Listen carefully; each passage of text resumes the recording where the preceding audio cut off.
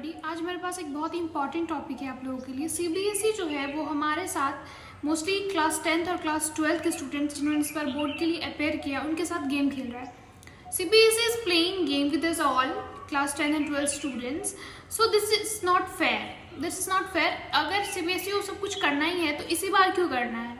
वो अलग से अपने सारे जो मेंबर्स हैं उनको कॉपी चेक करवाते हैं या फिर उन्होंने कुछ सिस्टम में चेंज किया है तो उनको पहले आप अप्लाई करो, उसको पहले आप देखो कि वो ढंग से हो रहा है कि नहीं हो रहा है, फिर हम बच्चों के ऊपर उसको अप्लाई करेंगे। ये आप बच्चों के भविष्य के साथ खेल रहे हो। Let me show you one video that I found on social media कि सीबीएसई क्या कर रहा है चेकिंग के दौरान, and this is not fake video, this is trusted video. और बहुत सारे लोगों ने इस पर कमेंट भी किया है और लाइक भी किया है that they are agreeing, that वो समझ रहे हैं इस बात को कि हाँ ये सही है और सीबीएसई को जो भी करना है वो अपने सिस्टमैटिक तरीके से करे। अगर इतना बड़ा इंस्टीट्यूट, इतना बड़ा है सीबीएसई प्लेटफॉर्म, तो वहाँ आप पहले खुद जो कुछ अप्लाई स्टूडेंट्स पे करना चाहते हो वो आप पहले खुद पे करके देख लो कि अगर मैं इसको बच्चों पे अप्लाई करूँगा तो वो समझ में आएगा कि नहीं या फिर वो होगा कि नहीं। ये तो आप बच्चों के फ्यूचर के साथ ही खेल रहे हो। Let me show you.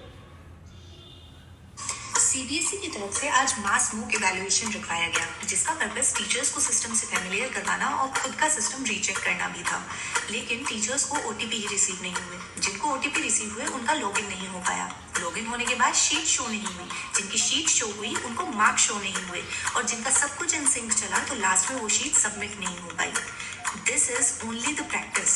You can imagine the actual evaluation. This is not about the teachers struggling with tech, but this is about the future of lakhs of students. So CBSE, you really need to rethink. CBSE की तरफ से देख लिया आपने ये video. CBSE को ये बात समझ नहीं आ रहा है कि अगर ये हम करते हैं तो बच्चों के फ्यूचर के साथ क्या हो सकता है, क्या नहीं हो सकता।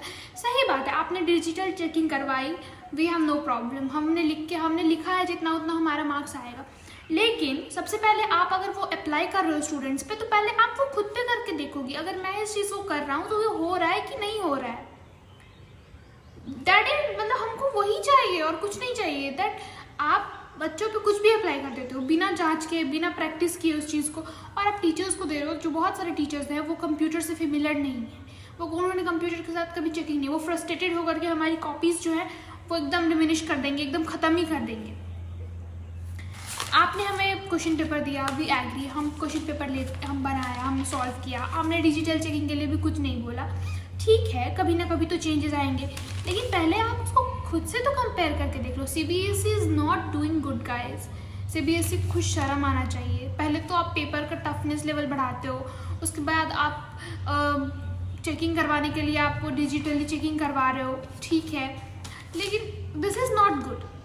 आपको अगर कुछ टेक्निकल इशू हो रहा है तो आप पहले उस मैनेजमेंट को ठीक करो, उसके बाद आप स्टूडेंट्स के फ्यूचर के साथ खेलने का सोचना। I humbly request from CBSE कि कुछ भी करो, बच्चों के जो मार्क्स हैं, फ्यूचर सिक्योर उनका होने वाला है जिनका भी, तो उनके साथ प्लीज़ मत खेलो, प्लीज़। Thank you.